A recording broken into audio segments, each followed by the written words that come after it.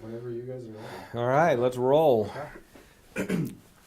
So, tourism is obviously a key economic engine to both Virginia Key and to Key Biscayne at a certain extent.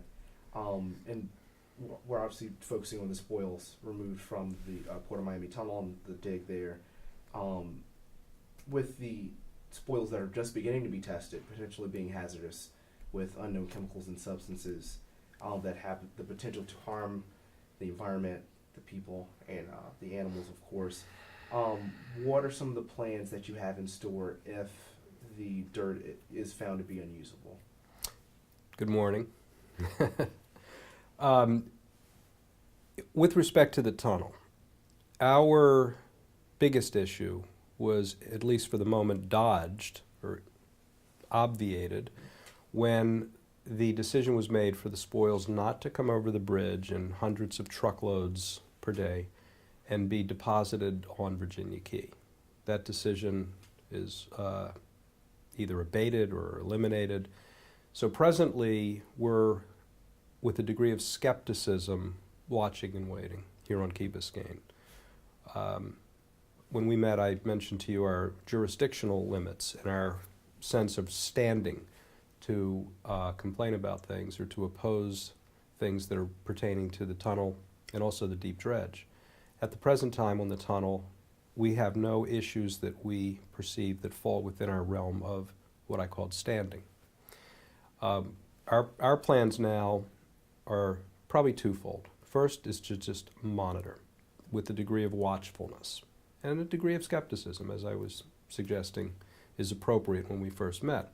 Second is to understand how we can better interact earlier with the City of Miami and with other regulatory agencies so that we're not, whether it's our fault or a happenstance of how communication occurs and how we monitor regulatory progress of regulation as they work through the approval system, the approval process, how we can be more timely, better informed earlier so that we can advocate more effectively for our own interests.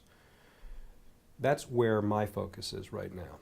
And we have good relationships across the board with other governmental agencies, but as far as timeliness and completeness of communication on things that potentially affect us, may be affected by other local governments having a different sensibility of what potentially affects Key Biscayne, and it may also have something to do with, business as usual.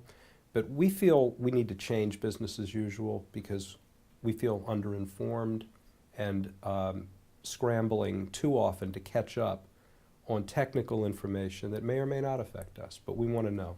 So that's where my focus is right now.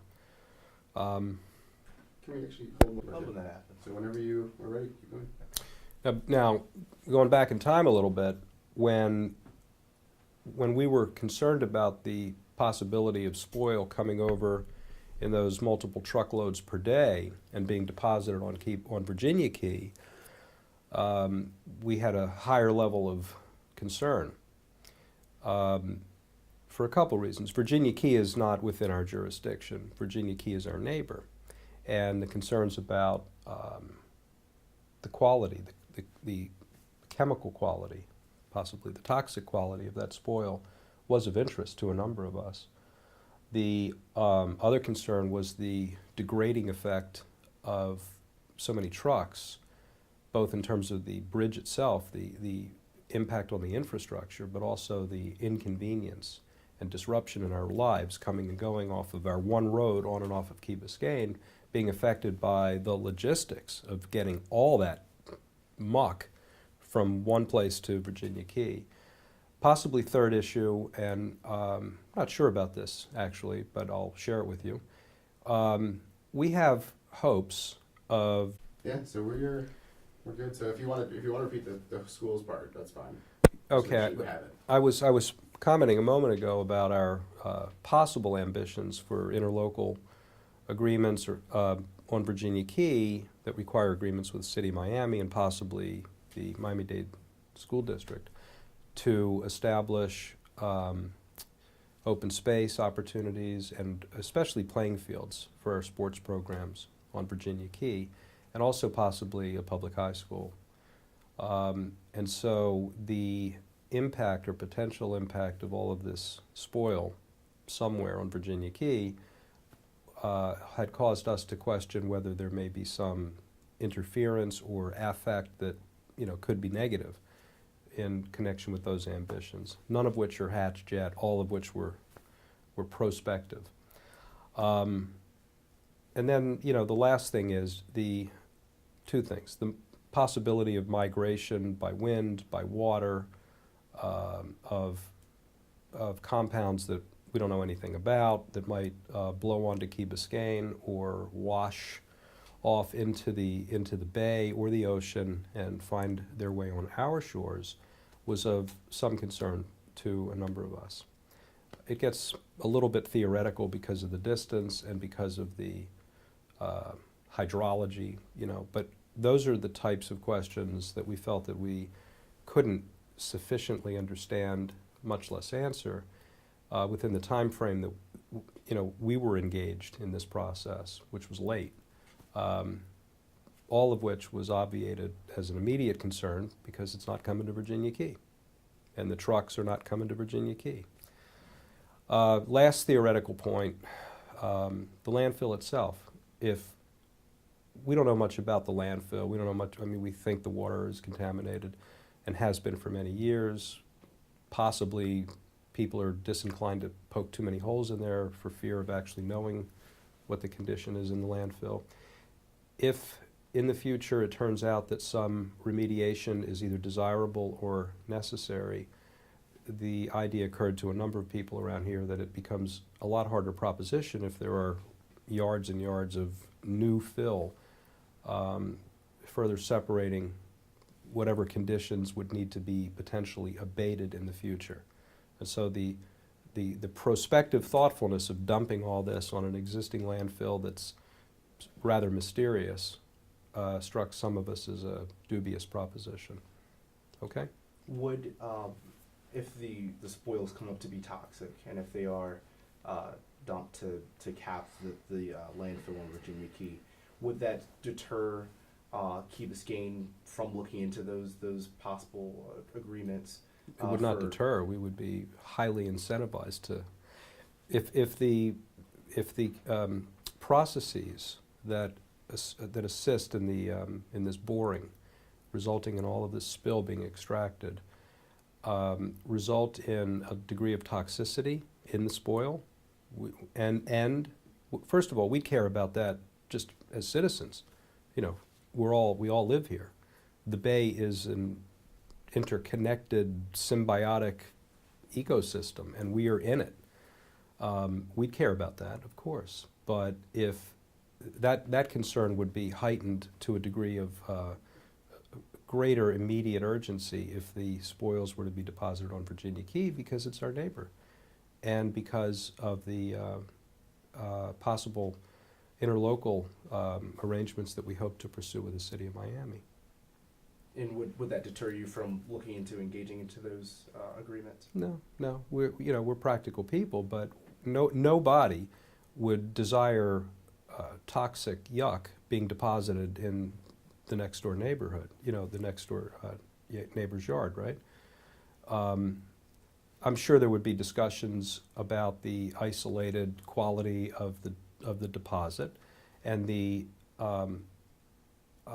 unlikelihood, to the point probably approaching practical impossibility, of there being leaching that would affect Key Biscayne, either waterborne or airborne.